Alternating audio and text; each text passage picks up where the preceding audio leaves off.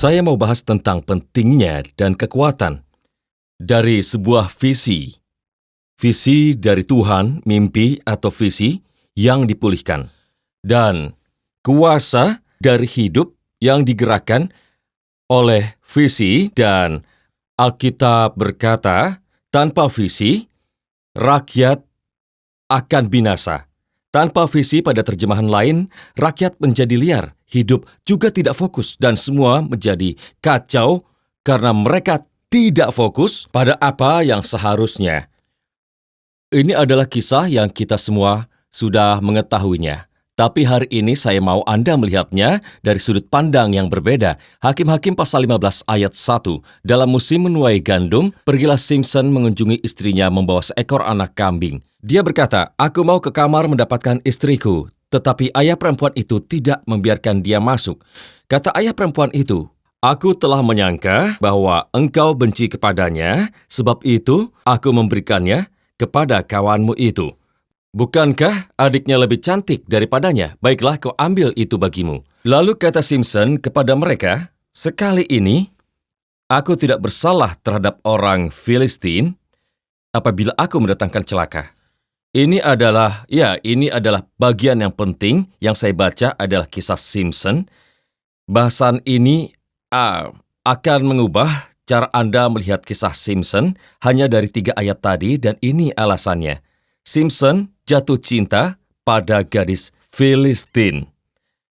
Waktu dia jatuh cinta, meski orang tuanya tidak setuju, Simson tetap menikahinya. Tapi Simson jarang di rumah. Waktu dia pulang,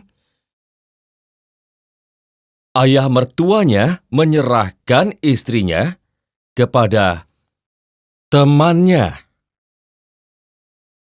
Dan yang menarik adalah Simson belum pernah melawan orang Filistin manapun sebelumnya.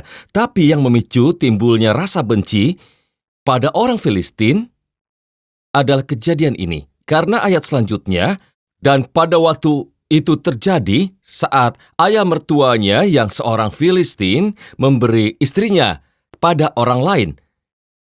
Simson berkata, "Jangan salahkan aku kalau aku mencelakai orang Filistin mulai dari sekarang." Betapa besarnya dan bagaimana sikap akar kepahitan masuk ke dalam diri Simson. Dan kebenciannya kepada orang Filistin jadi benar-benar nyata. Roh amarah telah menguasainya. Dia mulai membunuh orang-orang Filistin dan dia mengalahkan mereka semua. Tapi itu semua dipicu atas dasar istrinya yang seorang Filistin membuatnya patah hati. Padahal di awal, kalau kita baca itu dari awal, Simson punya fokus dalam hidupnya. Orang tuanya didatangi oleh malaikat memberi tugas kepada mereka dan memberitahu kalau dia akan dikhususkan dan dikuduskan bagi Tuhan. Orang tuanya tahu Simson anak istimewa. Mereka membesarkannya dan mereka juga bernazar, rambutnya tidak akan dicukur, tidak minum anggur dan alkohol, dan tidak boleh menyentuh mayat. Hidup yang berfokus. Dia disiplin dan dia punya visi di dalam hidupnya. Tuhan memberi dia visi dan semua berjalan sesuai rencana Tuhan, sesuai rancangan Tuhan, tapi hidupnya mulai berubah. Fokusnya mulai teralihkan. Beginilah cara kerja iblis. Tuhan punya visi bagi hidup Anda. Lalu iblis datang dan mengalihkan fokus Anda. Mengacaukan fokus Anda dari visi yang Tuhan berikan. Dan saat fokus Simson teralihkan, detik itu juga hatinya hancur dan kepahitan menguasainya. Lalu matanya pun mulai liar. Kalau Anda terus membacanya, Simson mulai main wanita dan terlibat pelacuran dengan gadis Filistin. Ya, pelacur. Iblis berhasil membuat mata Simson jadi liar. Kalau Anda pernah pacaran dengan pria yang matanya liar, Waktu Anda bicara dengannya, ada gadis lain yang lewat, matanya melirik ke gadis itu, lalu dia akan pura-pura mengucek mata, padahal dia tidak gatal. Itu tidak baik. fokus Simpson akan jadi kacau. Visi dan fokus yang seharusnya dia tuju akan jadi rusak dan juga teralihkan. Begitulah cara kerja iblis. Luka masa lalu telah merusak fokus Simpson. Dia kepahitan, dia berjuang untuk hal yang benar-benar salah. Dia jadi sangat benci dan marah karena masalah di masa lalu yang tidak terselesaikan. Kepahitan menguasainya. Dia sulit untuk bisa melupakan masa lalunya. Jangan Anda biarkan keputusan yang Anda buat pada hari ini dipengaruhi oleh luka masa lalu. Anda cari perkara jika membuat keputusan pada hari ini berdasarkan luka masa lalu Anda yang pernah Anda alami, dan itulah yang dilakukan oleh Simpson. Dia mulai melihat ke belakang dan tidak bisa lupa pada istri pertamanya.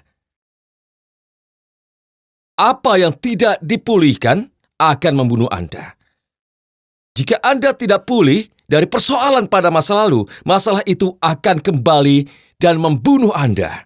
Membunuh visi Anda, membunuh impian Anda, membunuh rencana Tuhan atas hidup Anda. Visi Anda berbelok, fokus Anda juga akan terbagi, mata Anda akan menjadi liar, bukan sekadar godaan hawa nafsu, tapi soal fokus yang rusak dan menjadi target iblis. Jika iblis merusak fokus Anda, hidup Anda akan jadi kacau. Entah bagaimana caranya, tapi seringnya dia memakai luka di masa lalu.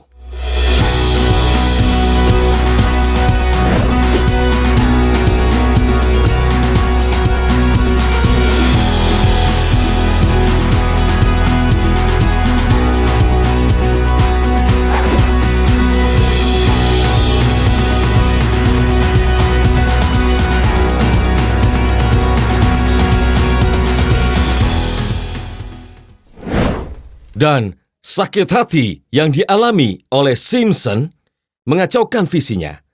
Dia simpan amarah yang begitu besar dalam jiwanya.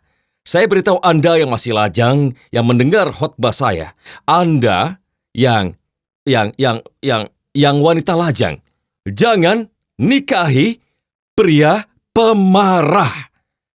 Jika dia seorang pemarah, emosian, dan juga kasar, maka tinggalkan. Dan juga kepada pria lajang, jangan nikahi wanita yang pemarah, yang sinis, dan tidak menghormati Anda, yang selalu marah dan menggerutu.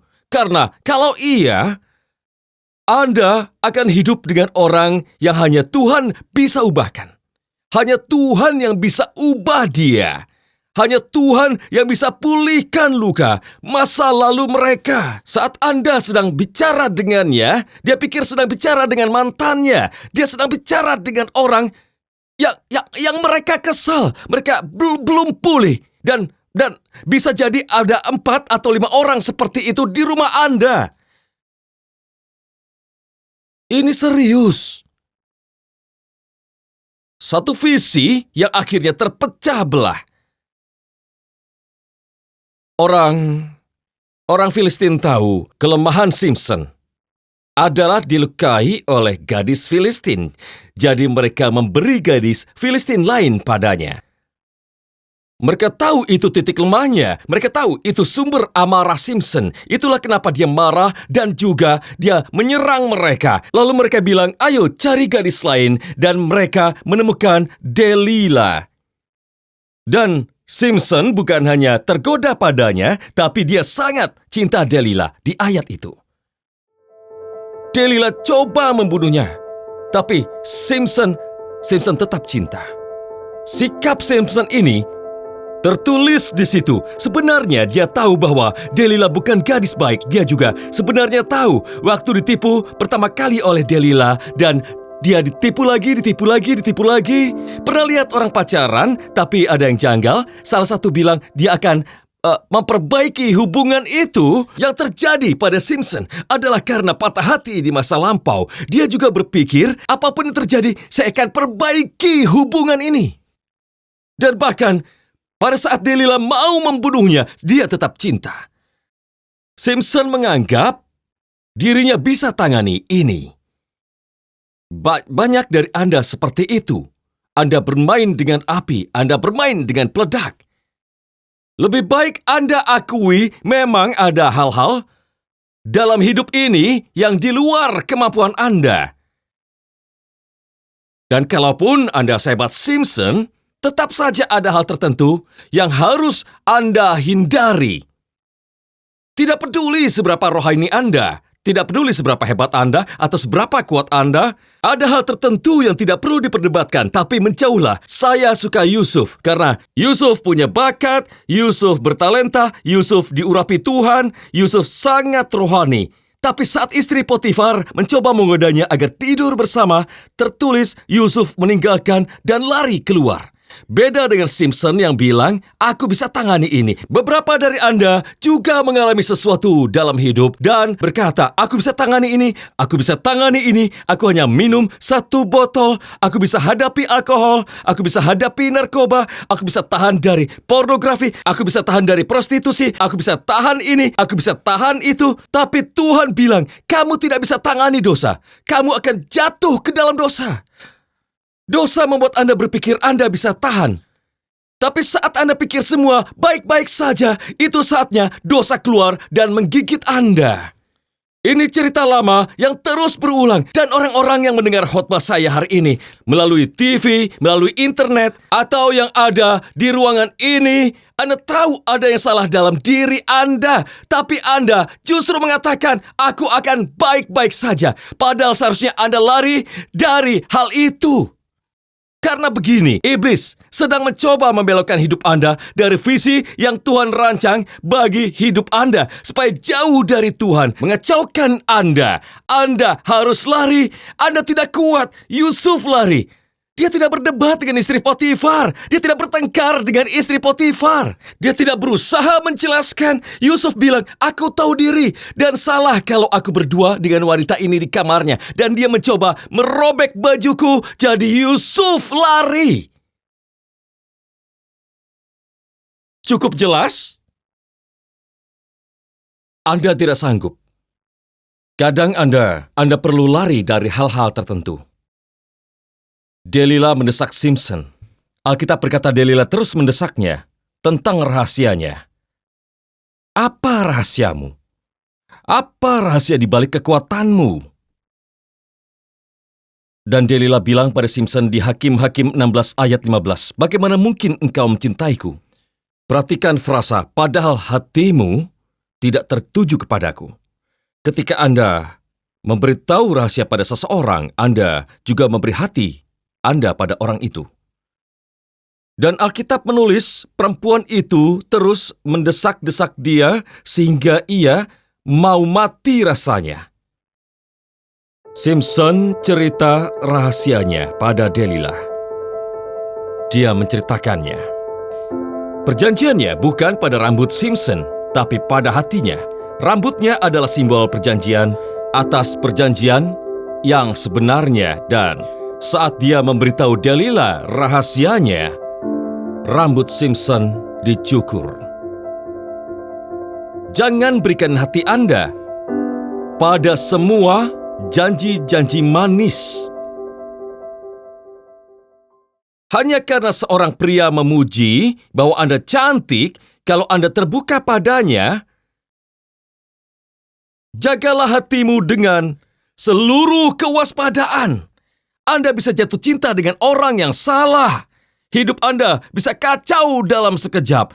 Sebuah visi yang teralihkan membuat mata jadi liar. Intinya begini, jika seseorang berhasil membuat Anda jatuh cinta pada hal yang justru menjerumuskan Anda, maka visi awal Anda akan teralihkan dan hidup Anda jadi tanpa visi. Dan waktu Delila cukur rambut Simpson kehilangan kekuatannya dan matanya dicungkil. Simpson yang tadinya punya visi, tahu kemana harus pergi, tahu Tuhan akan menolongnya, tahu Tuhan besertanya, dan ia punya masa depan yang cerah, jadi kehilangan visi dan bersikap seolah dia bisa mengatasi segala godaan yang ada. Akhirnya Simpson jatuh ke dalam dosa, berpaling dari jalan Tuhan, dan benar-benar kehilangan visi. Dia kehilangan visi, matanya dicungkil. Ini bukan main-main. Iblis mengincar visi Anda. Iblis selalu mengacaukan hidup setiap orang.